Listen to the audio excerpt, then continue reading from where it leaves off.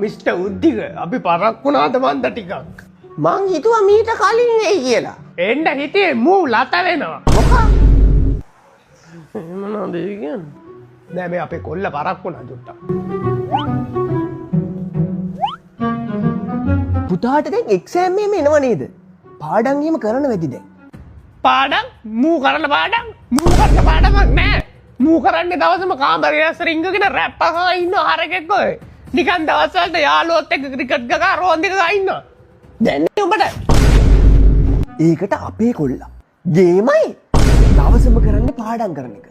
කෙල්ලෝ යාළුවෝ නම් ටිකක් ආශ්‍රය කරනවා. කොල්ලෝ යාළුවෝ නම් ආශ්‍රයක් නෑ වැඩිය. ඉන්නේ අර කසුන් කොල්ලා තමා. ඔය දැනුත් කසුන් කොල්ලා ගෙදර ගිහලා එන ගමන් කියලා මට කෝල් එකක් දුන්නා.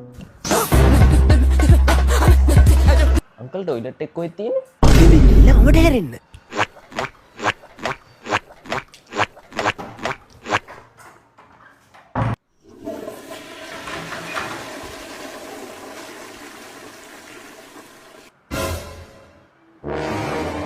අංකල් පින්තිරියට තව අක්ක කෙනෙක් කර නංග කෙනෙක් කර ඉන්නවද? නෑ පින්චරේ නෑ දෙකම පුතා. මේ උද්දෙකට ඉන්නේ ඉතින් එක කොල්ලයිනේ. ඈ? එතකොට මේ කාමරේ ගෝනික්කොත් ඉන්නවා.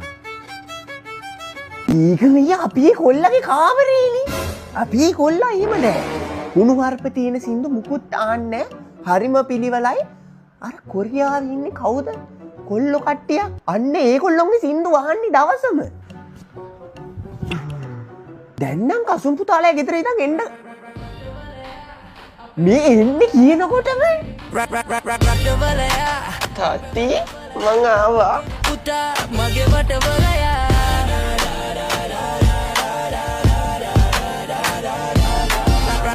දැන් පුතා ඕ ඉවරලා රට යවනවා කියලා කිව්ව නේද? දැන් ගියාට පස්සේ උයන්නේ එහෙම දන්නවද? මූ ඕව දන්නේ නෑ මූ දන්නේ දෙනේව කණ්ඩ විතර. අපේ ගෙදර උයන්නේත් අපේ පුතා. කුස්සියේ වැඩ හොඳට පුළුවන්. ඔයි දැන් යන්නත් ඇත්තේ අපිට තේ එකක් හදන් ඉන්න. වටවලයා අපේ වටවලයා අපේ ගෙරේ පුතා තේ ගෙනල්ලා තියෙන ළමයි. අනේ ගන්නයි ලැජ්ජනෝ. මේ උද්දිගුතෝ අවංගවට නෑ එන්න එපා. වටවලයා අපේ වටවලයා අපේ ගෙරේ පුතා